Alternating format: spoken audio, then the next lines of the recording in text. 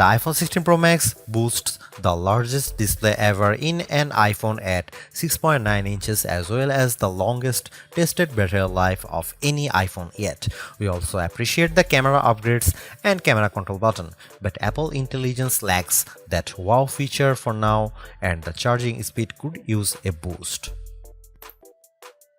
I have been a Pro Max user for years since the iPhone 11 Pro Max, but after testing the new iPhones, I'm actually torn about the iPhone 16 Pro Max.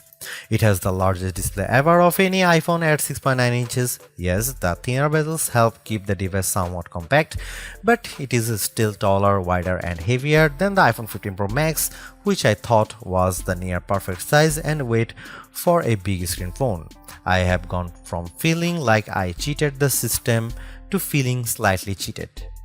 This might be an unpopular opinion, but I think the new Pro Max is a little too big, at least for my hands. It's more of a stretch now to do simple things like scrolling through web pages or TikTok, and once you put a case on your iPhone 16 Pro Max, it's like a mini tank. The good news is that the Pro Max is built to be more durable. In addition to having a titanium band, Apple claims that the improved ceramic shield display on this model is 50% tougher than the last generation. We can't drop these units, but on paper it's encouraging. The iPhone 16 Pro Max comes in 4 colors: titanium white, titanium black, natural titanium, and desert titanium. Our iPhone 16 Pro came in the natural, which looks fairly modern, but I prefer the desert color as it pops more. The iPhone 16 Pro and Pro Max displays don't get any upgrades in terms of brightness or refresh rate, but they are still among the best OLED panels on a phone. The only main difference is that the screens can scale down to a minimum of 1 nits, which means you can use your phone in bed without disturbing anyone else and get an even dimmer alarm clock. Otherwise, the new iPhone 16 Pro Max screen is largely the same, allowing the Pixel 9 Pro to surge ahead in terms of brightness. We measured a max of about 1500 nits for the iPhone 16 Pro Max, while the Pixel 9 Pro XL hit more than 2300 nits. Outside in direct sunlight, the iPhone 16 Pro and Pro Max were both dimmer than the Pixel 9 Pro XL, though Google's phone dimmed faster over time in response to the heat. Other than the display size, the biggest design change to the iPhone Pro Max is the addition of the camera control button. This recessed capacitive button on the right side uses haptic to give you feedback, and it launches you straight into the camera. No more having to fumble for the on-screen camera shortcut, and you can now use the action button for another shortcut. This thing is pretty easy to use in both portrait and landscape mode. So what can you do with camera control? A lot, actually. A quick press snaps a photo and a long press starts recording a video, but I'm not a fan of the fact that the video stops when you take your finger off the button. You can also slide your finger across the button to zoom in and out, which is pretty smooth. Not as smooth is the double soft press, which launches a sub-menu of various options, from tweaking the depth and exposure to toggling between multiple photographic styles. Camera control works well, but applying just the right amount of pressure and remembering what a single press and double press do takes practice. I also wouldn't recommend taking macro shots with the camera control, as it shook the camera when I got super close to a subject. The iPhone 16 Pro Max gets a bunch of camera upgrades, starting with a new 48 megapixel fusion camera for the main shooter that's designed to read data faster. The result should be zero shutter lag and faster focus. I took some shots of people passing by on scooters and moving taxis at the same time on the iPhone 16 Pro Max and iPhone 15 Pro Max, and the new iPhone was indeed faster. The results were not necessarily sharper though, as you can see in this side-by-side comparison. Here are some camera samples of iPhone 16 Pro Max.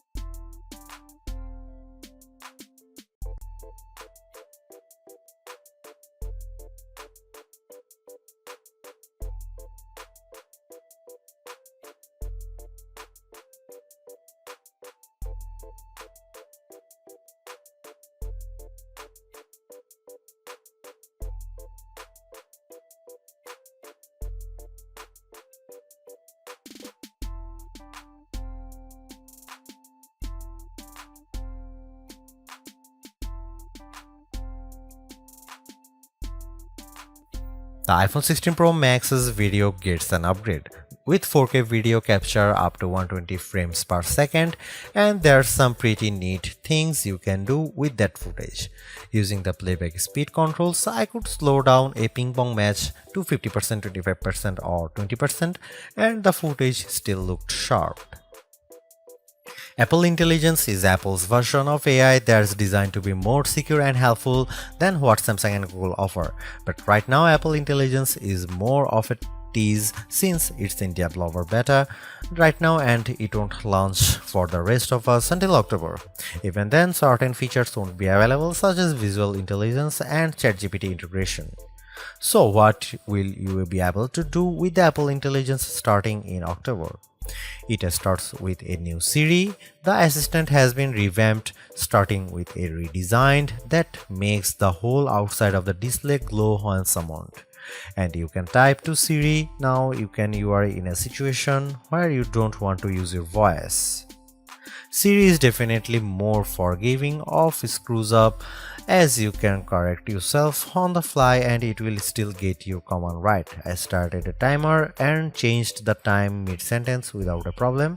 You can also ask follow-up questions and Siri will get for the context.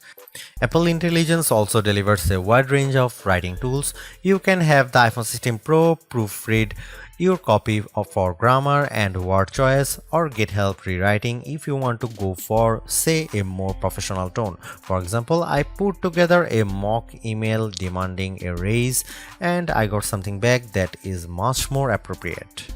You can also have Apple Intelligence summarize long passages of text, as I did with a few notes.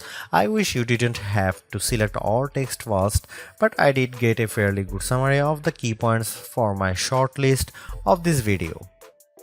Don't want to look up how-to articles? Siri leverages large language models and Apple support info to give you step-by-step instructions on how to do lots of stuffs on your iPhone, from making screen recordings to scheduling a text. This is a game changer for kids who play the IT person for their parents like me. If you are looking for an Apple Intelligence feature that tugs at the heartstrings, try making a memory movie. Just enter a key phrase as you prompt and specify the mood, and you will see the iPhone 16 Pro Max create a movie out of thin air complete with music. Clean up in the Photos app, a way overdue feature compared to what you will find on the Pixel and Galaxy, but it is still nice to have. You can remove unwanted objects or people in the frame with just a tap.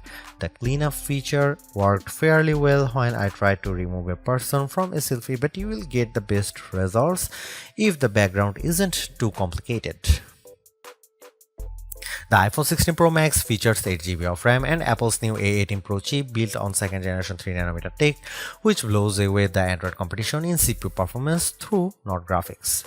I was sucked in by the Infinity Nikki game, which was in beta during testing. The open world puzzler has console-like visuals, complete with realistic looking rippling water and smooth animation as you use a special floating dress to jump from one platform to another.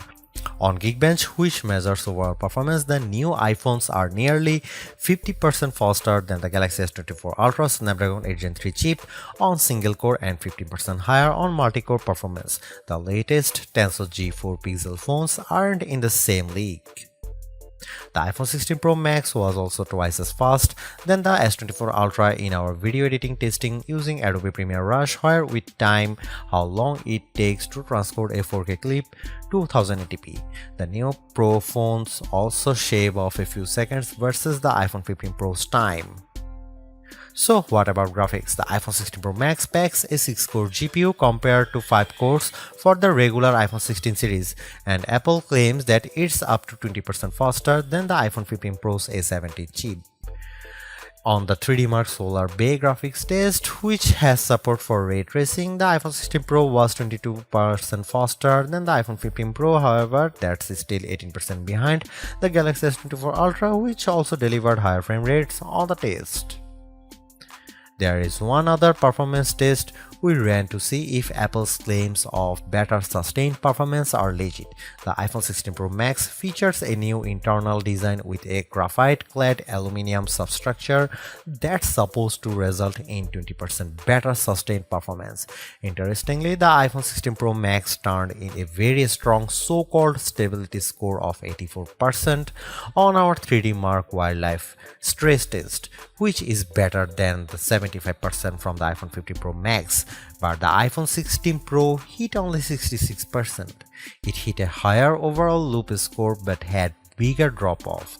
The Galaxy S24 Ultra's score was even worse at 60.4%.